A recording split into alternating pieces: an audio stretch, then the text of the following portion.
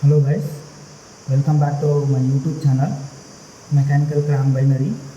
Please like, share and subscribe to my YouTube channel and press the bell icon to get the new video updates. Thank you. Today we are going to discuss an experiment on Science Center. A Science Center are used to measure the angle very accurately for locating any work to a given angle with closure limits. Science Center are made from high carbon steel, chromium resistant steel, hardened and it is grounded and stabilized. A special type of sign bar is sign center which is used for conical objects. It cannot measure any angle more than 45 degree. Two cylinders of equal diameter are attached at the ends. The axes of these two cylinders are mutually parallel to each other and also parallel to equal distance from upper surface of the sign center. The distance between axes of two cylinders is exactly 500 or 100 in British system and 100, 200, 300 millimeter in metric system. Some holes are drilled in the body of sign bar to reduce the weight and to facilitate handling. Sign center itself is not complete measuring instrument. Another datum such as surface plate is used as well as an auxiliary equipment, notably slip gauge. Sign center is basically a sign bar with block holding center which can be adjusted and rapidly clamped in any position. They are used for inspection of conical objects between centers. These are used up to an inclination of 60 degree. Rollers are clamped firmly to the body without any play. This is very useful device for testing of conical work centers at each end. The principle of setting is same as sign table. Using measurement of angle using sign center. So this is the sign center. So this is one side is leaf center, another is dead center. So dead center and the leaf center there is a one line, same line. Okay, this is the specimen. So what is the aim of the experiment? To determine the taper angle of a given taper plug by using sign center. Okay, observation. Distance between the center of the roller. See? So these two is the roller. This is the bottom piece. Using vernier, you take this distance from one roll to another roller, note down the reading, then you take any one of the roller diameter, deduct this, you will get the center to center. So already punched here 200 mm length, that is capital L, that is distance between the center of the roller, that is capital L is equal to 200 mm is already noted. Take this reading per capital L 200 mm. So least count of the Vernier caliper, the main scale is, so there are 150 divisions are there, each division 1 mm. Okay. So this is the dial gauge, the 0 to 0, that is 1 mm, there are 50 divisions, and 0 to another 0, there is 50 divisions. There are 100 divisions, 100 divisions. There are 2 mm. So each division equal to 0.02. 0.02 multiplied by 50, that is 1 mm. So another 50 division, 0.02 multiplied by 50, that is another 1 mm. Total 2 mm. The needle at the dial complete one revolution, that is 2 mm. So each division, that is 0.02. From 0 to 5 divisions, that is 0.1. So another 5 divisions 0.2, another 0.3, 0.4 like this, 0.9, 1 mm like this, 1.1, 1.2, 1.9, that is 2 mm. So this is the Vernier caliper. You have to take this in this Vernier caliper diameter, thickness,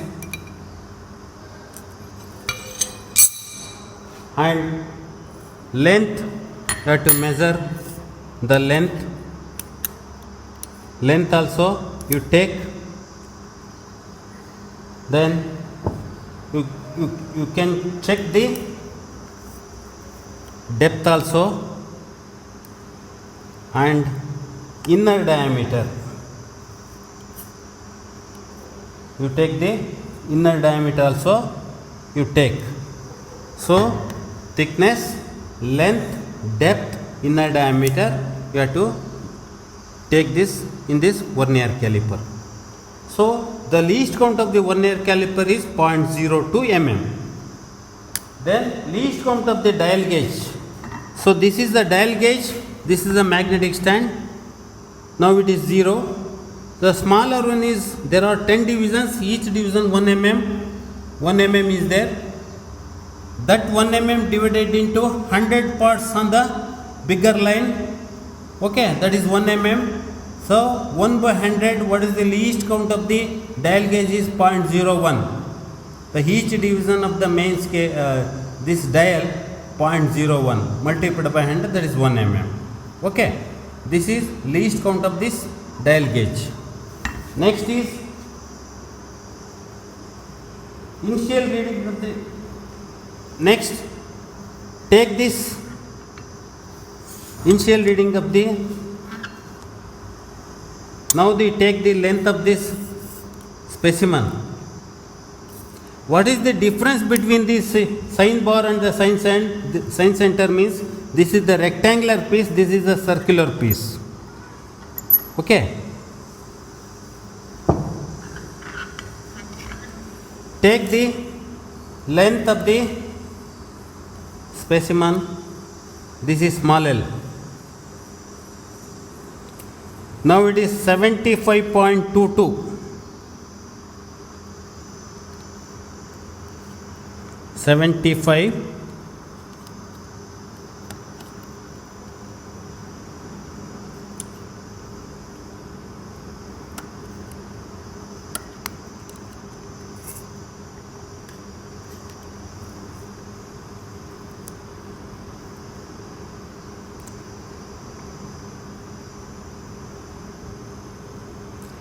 Though the main scale is 75 mm and the dial is 0.22, that note down the small l is 75.22, that is small l. Capital is 200 mm.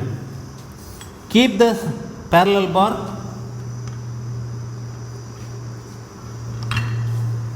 This one is a H1, this is H2.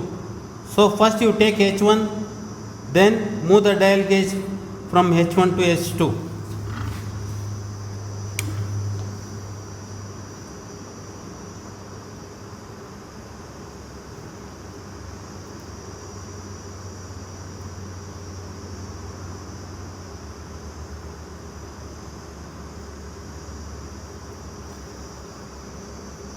.24 is the 0.24 is the H1.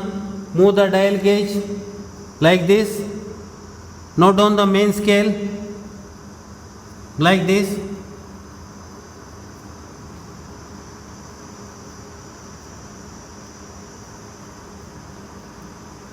That is between 6 to 7. The main scale you take 6 mm. 0.755, 6.79. 6.79 is the H2.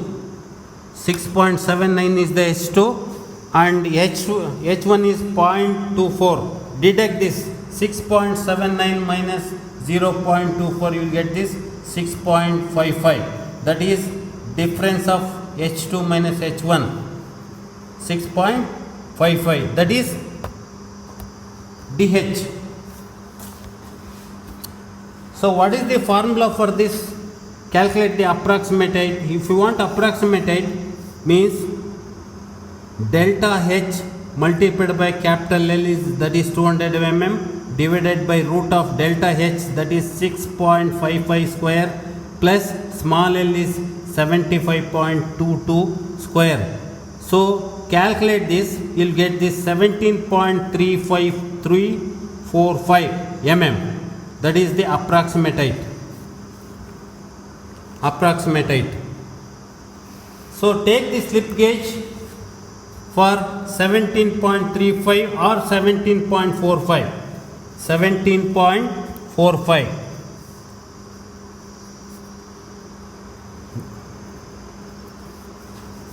So you take the slip gauge 1.005 slip gauge, that is one slip gauge, deduct this, that is 16.440.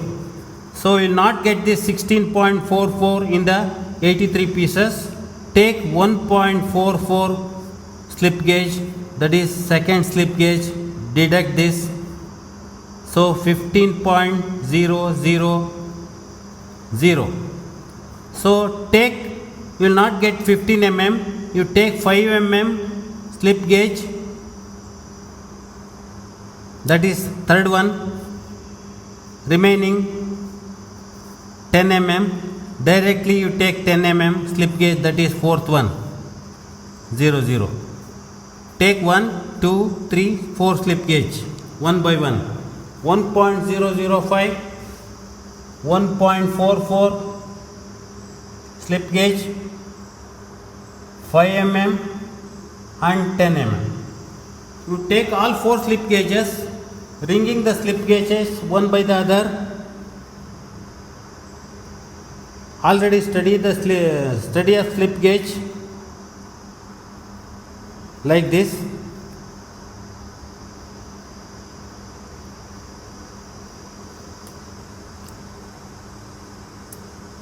This is called ringing the slip gauge.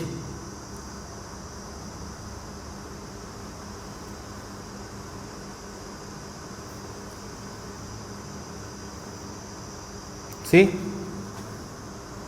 how to ring the slip gauges. Okay.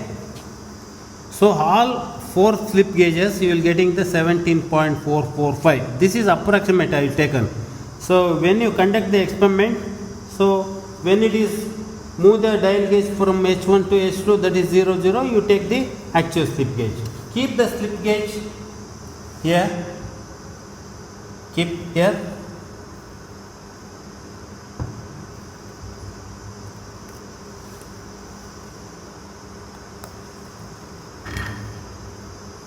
Adjust the dial gauge.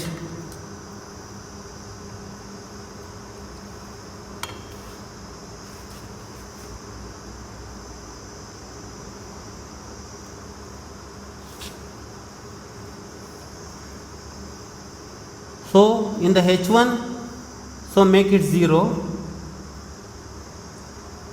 Make it 0. Then move the dial gauge from H1 to H2. Like this.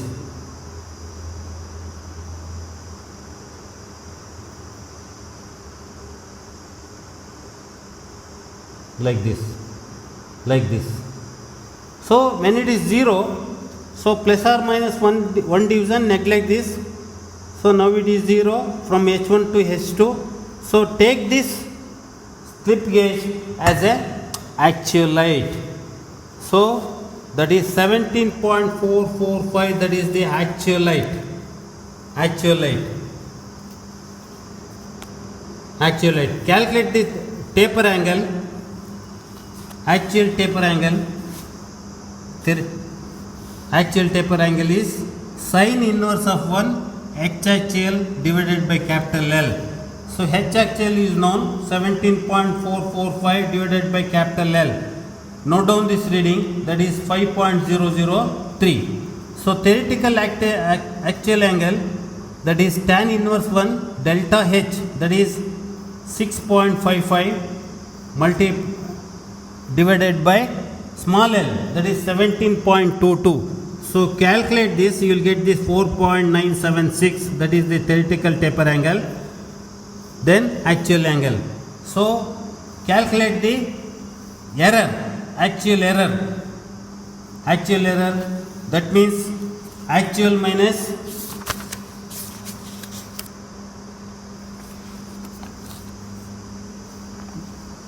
actual minus theoretical, you will get this 0.027, that is the error in the science center. So this is the experiment for science center.